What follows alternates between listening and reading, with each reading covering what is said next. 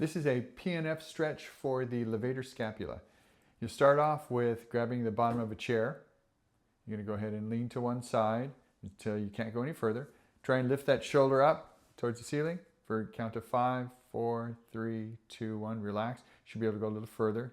At this point, you should feel a little bit of a tension right in here. Then you're going to go ahead and turn your chin to the opposite shoulder. Drop your chin down. And then just raise your hand, this opposite hand, go behind your head, and just gently with the weight of your hand and arm, pull your chin towards your armpit. You're going to hold this for a count of 10, 9, 8, 7, 6, 5, 4, 3, 2, 1. Then what you'll do is you'll go ahead and push the back of your head into your hand, trying to lift your head up.